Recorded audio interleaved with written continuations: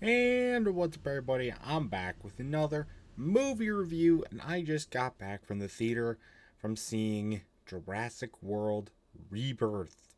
I know I'm a little late to the party here, about 2 weeks late, in fact, but the movie came out while I was up north, and then I got slammed with work and getting ready for a trip that I currently am on at the time of this video going up. So I finally got around to being able to go see it, though. And I have some thoughts. They're not all necessarily good. Not a lot of them are good, really. My thoughts with this movie, I wasn't super hyped for it. I really wasn't. Like, I remember the date the new one was going to come out when Dominion came out. I knew they released it, and I was like, God damn, 2025, I can't wait. But the more the movie came up, I was like, I'm not super happy for this one. I don't know. I think the series needs to be done, or it needs a real hard reboot. And this movie was far from a hard reboot, let me tell you that. Anyways, though, got a lot of thoughts on this movie. Let's just jump right into it, shall we? First, a drink of water.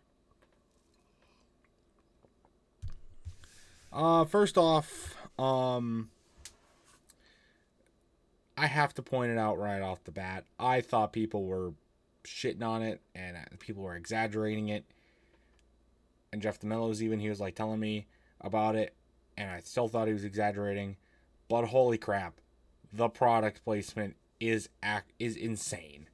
They don't even try to hide the fact that they had a lot of companies pay to be in this movie. I mean, the whole plot of this movie is started by a fucking Snickers bar. Snickers bar wrapper. What the fuck? What the fuck? And it doesn't get any better from there. I mean, there are so many points, and even that opening scene, there are so many points where it doesn't make sense. Why are they zooming in on a character's feet? Why are they zooming in on a shelf? Why are they zooming in on a sign in the background? It's because there's a brand up there. I mean, they didn't try to hide. I mean, they focus. I mean, early in the movie, there's a whole scene they're in New York, and they focus on a Jeep sign while there's a whole conversation going on. Girl steps into the muddy water where there's a T-Rex, and she is wearing Converse, so they have to show a dirty Converse. And like the tables are packed with Doritos, M&Ms. There's a whole fucking side plot with this little fucking Micro Serratus, and he's addicted to sweet tarts, and that's the whole thing too. I mean, could you have made it any more obvious that this movie was made to sell products? I guess that's all movies nowadays, technically, but at least some movies try to hide it. Your movies in the past did it, but tried to hide it. But not here, I guess. And going back to the plot is so dumb. The whole point they go to the island is for pharmaceuticals.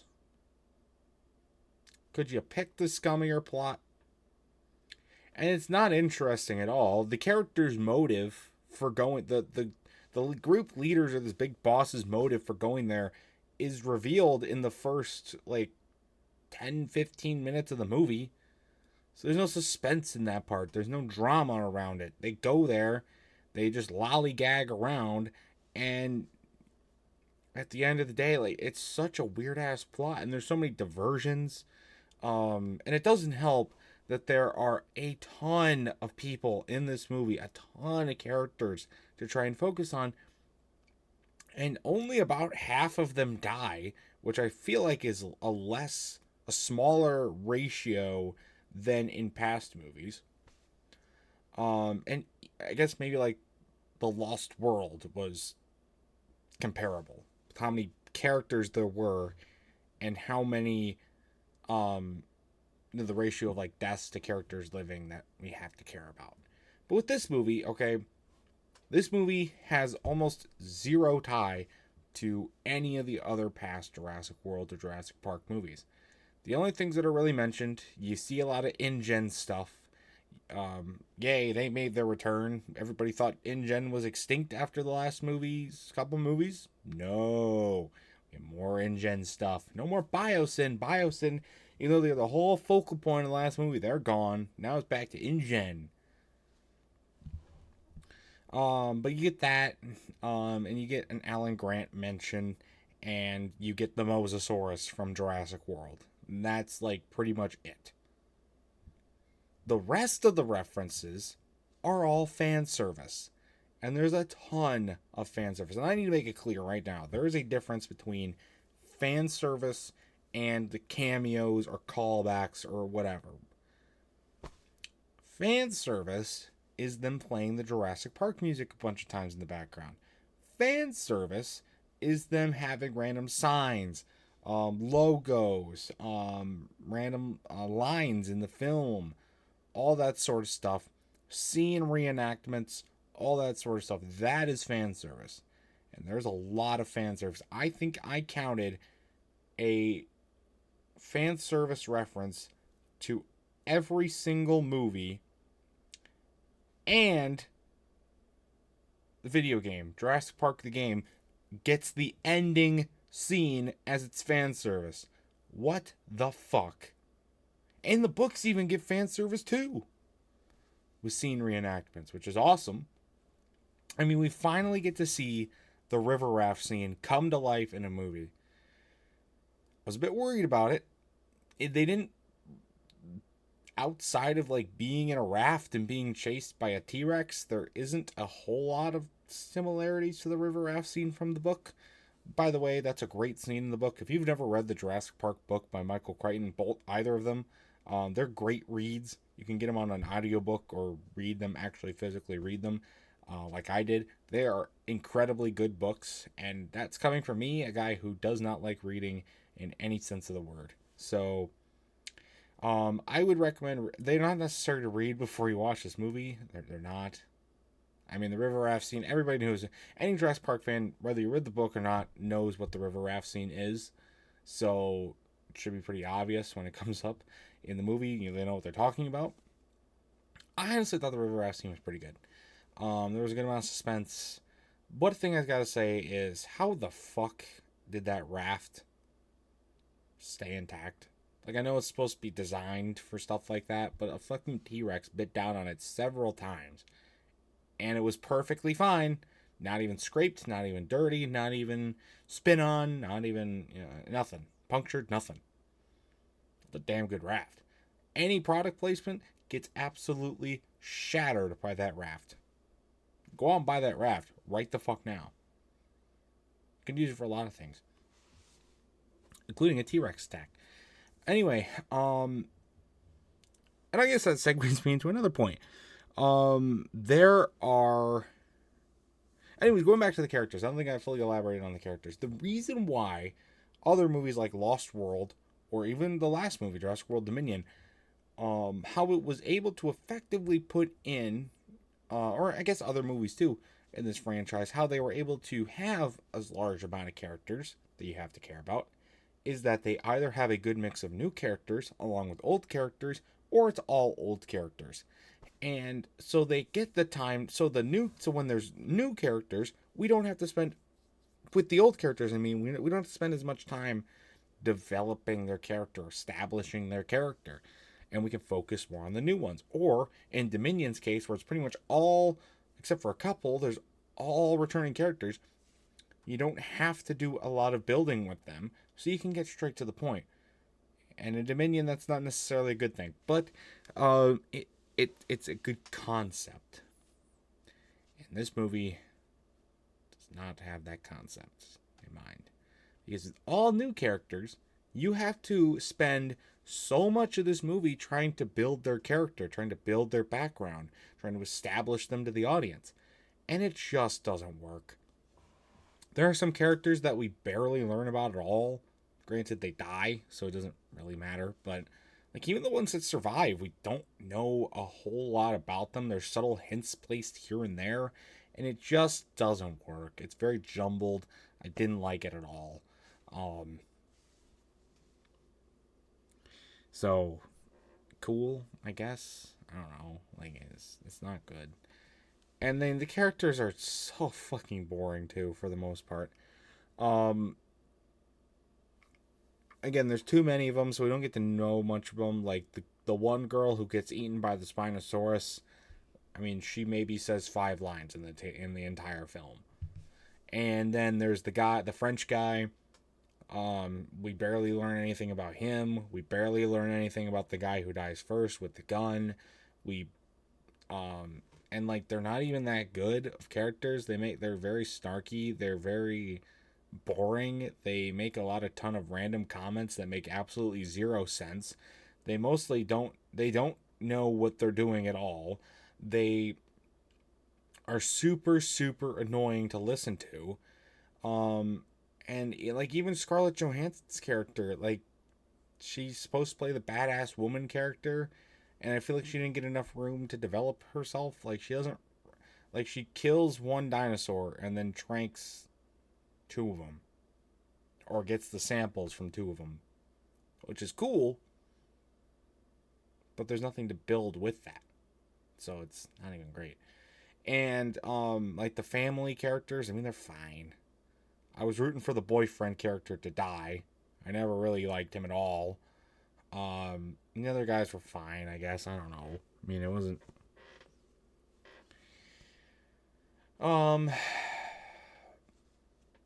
But then, what about some stuff that I liked? I did like a couple things about this movie. Number one, the dinosaurs. We finally get the dinosaurs back as kind of more of a main focus.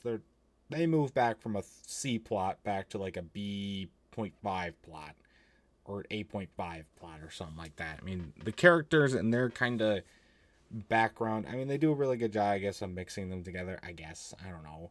There's a lot of dinosaurs, though. My favorite scene probably in the whole movie, I have a few that could be qualified for this. The Mosasaur scene at the beginning was really cool. I really like seeing more of the Mosasaur.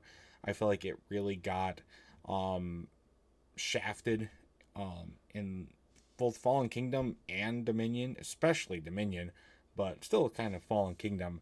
And we finally got an extended sequence with it that didn't involve it being a SeaWorld attraction like we saw in Jurassic World, so that was pretty cool. I also really liked the Spinosaurs because they finally depicted how a Spinosaur really did act and still made them menacing, which I loved. Like I saw them in like they're obviously very focal in the trailers, and I was hoping that those were actually Spinosaurs and not some other random creature that they either made up or was done horribly because it didn't look like it at all. But no, it was a Spinosaur. They act like regular Spinosaurs would. They look more like regular Spinosaurs would, while they're still being very intense. I mean, they get a kill, and they help in a couple others, which is awesome. So I really like that. And I also really, really like the Titanosaur scene because it was the only scene in the movie really that felt like you get to see the real true beauty of the dinosaurs at all in the movie. Like most of it is either running away from dinos or tranking them,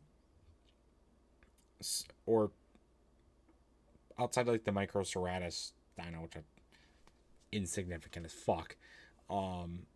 But the Titanosaur scene was really, really cool because you just got to appreciate the beauty. There was no real tension. There was no real danger at all. It wasn't interrupted by anything stupid either, which I really liked. So that was one of my favorite scenes in the whole movie. It was really, really good. Another thing this movie did well, and it's probably the best thing that this movie did well, and it's really its only saving grace at all, is the kills and the suspense of this movie were on point. These are some of the best kills that I've seen in this franchise for a really, really long time.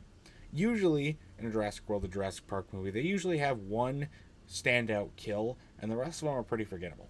Outside of the first 2 movies. First 2 movies have some really good kills overall. When I started thinking around JP3, they start to go away with that, and they kind of get it back in Jurassic World, and then start to go back downhill from there. But all these kills were crazy. I could make predictions of who I thought was going to die. I definitely knew who wasn't going to die, but there were some side characters where like it could have gone either way. There was outside of the main villain. I knew the main villain was going to die. I mean, he pointed out pretty crazily off the bat. But there's a few other guys in there that I didn't think could die or would die. Like the first kill, the guy on the boat, I had a feeling at some point he was going to die. I didn't think he was going to die that early. The girl who gets eaten by the Spinosaur, I didn't think she would die that early. I didn't even think she was going to die, honestly. The French guy, that sucked. I liked him. I didn't want him to die. But his kill was fucking sweet. With the Quetzalcoatl stuff. I mean, that was freaking awesome. And then a few others with, I thought the main villain's death was not great, honestly. I think it was probably the worst kill. But it was still really good. Like his head getting chopped off by the D-Rex. By the way, the D-Rex looks fucking ugly. I fucking hate this thing. And it really is a slap in the face that they made this thing one of the focal points of the trailer, and it's in this movie for maybe 20 minutes. Maybe 20 minutes. Are you kidding me?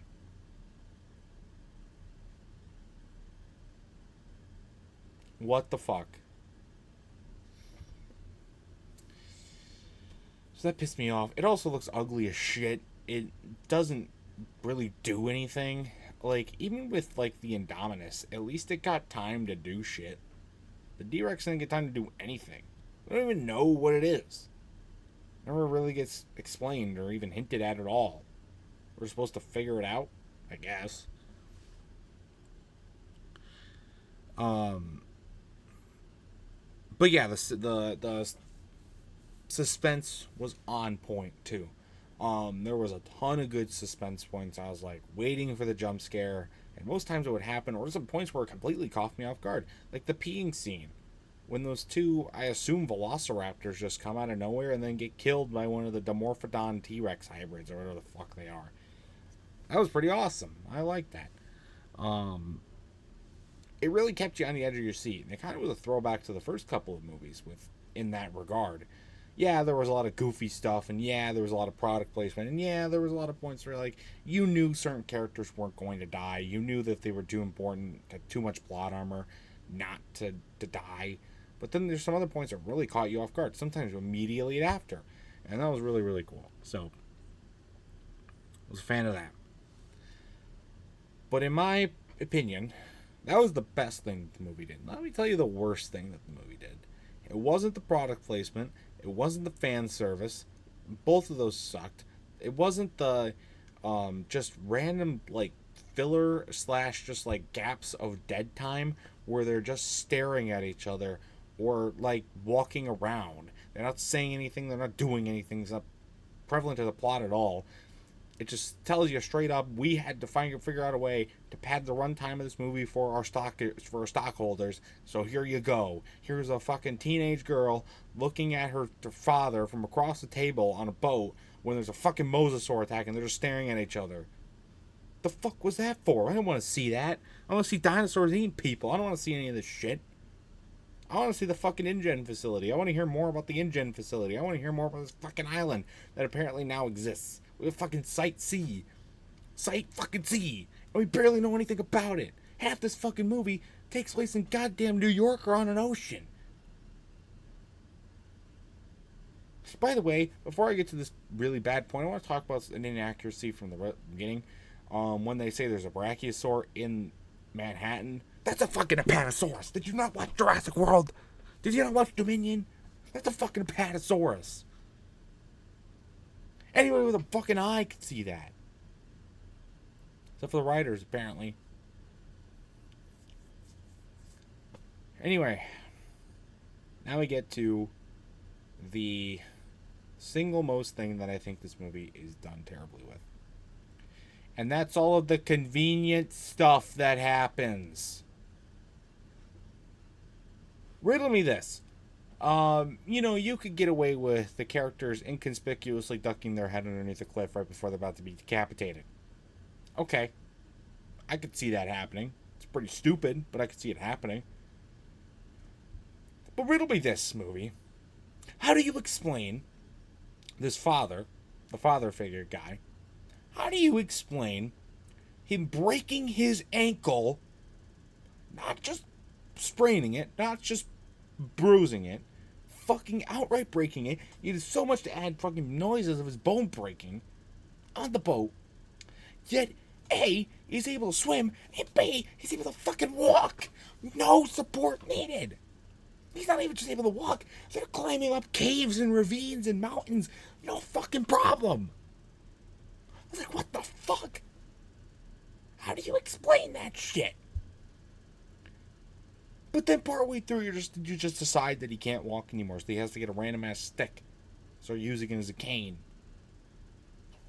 Why'd you choose now? Why didn't you choose that when they were on the beach? Why didn't you choose that to carry him when they were in the fucking water? And he could, okay, yeah, maybe he could swim, use his arms and his other leg to fucking swim. But when you get on land, get a fucking stick. Don't have him walk. You completely ignored the fact that he broke his fucking leg. I thought that was going to be a huge thing where they're going to drag their dad around and it was going to be this huge team bonding event or whatnot. But no, you just completely forgot about it and the dad just becomes the leader and there's no fucking character growth at all. Except for, dad warms up to the weed man.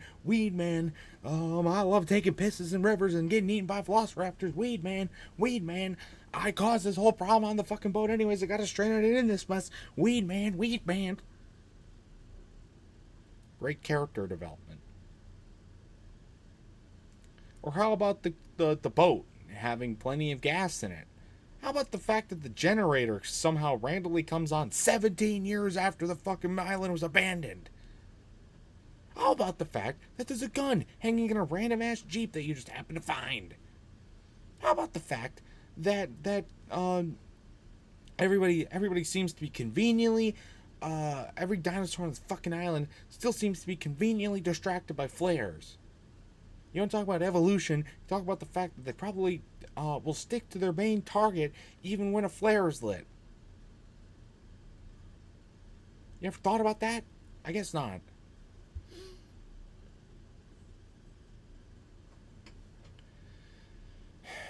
There's so many more. There's so many more points.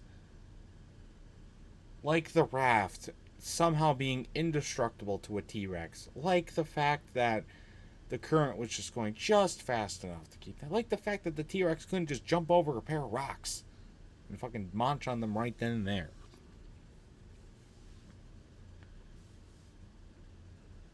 I just don't understand. You don't get it. Don't get it. I don't get it at all.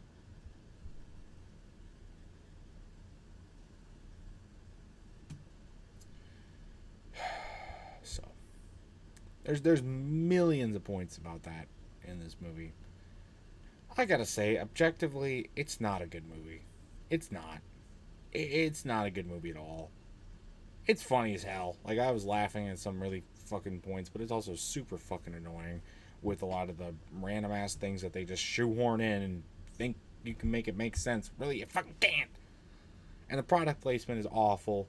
And the characters are, for the most part, boring as fuck. The only character I actually really liked in this movie was the captain of the boat. And the fact that he survives the D-Rex attack is just baffling. But I don't even try and think about it. Because what's the point? But he's cool. He was the only badass character. He had a lot of badass lines. He did some pretty badass things. Scarlett Johansson's character was fine. The kids were fine. The dad was fine. The boyfriend was annoying as shit. All the other characters were so fucking forgettable I don't even remember their names. And the main villain was supposed to be the main villain. But really, he didn't get a lot of time to be the villain because he revealed his big fucking twist right off the bat. So what was that for? Game? Or movie? It's a movie, not a game. That's my thoughts on this movie. Again, it's not really a great movie. If you're a fan of the franchise, you might like the fan service, but as a big fan of the franchise, like, I thought some of it was okay. Like the flare scene with it saying a lot of stuff similar to what happened on the car attack in the first movie, that was pretty cool. And the music was cool, and they did a few other things that I thought were cool. But a lot of it was just rehashed. A lot of it was unnecessary. And, yeah. So, we know there's going to be more movies. We know there's going to be more stuff. As long as it keeps making money at the box office, they're going to keep making movies. So, That being said, though, it's going to do it for this review. My final score for Jurassic World Rebirth, I'm going to give it a 5. Or no, 4.5. Would I watch it again? Well, I have to because it's in a marathon. I think it's in 2 marathons, actually. But would I watch it again otherwise? No. It's just so forgettable in so many ways. And it leaves... But there are some good points. So if you're a fan of suspense, this is a good movie to watch because they do suspense really well. If you're a fan of Scarlett Johansson, this is not her strongest movie. It's far from her weakest movie. She does a fine job. She's just not given a lot of room to work with. But there's better movies. So, and I don't even know the names of the other actors. I don't. So with that being said, guys, that's gonna do it for this review. If you've ever seen Jurassic World Rebirth, let me know your thoughts about it in the comment section down below. If you haven't seen it and you're a huge Jurassic Park fan, go out and see it and then let me know your thoughts as well. But until next time, guys, see you guys later. Goodbye.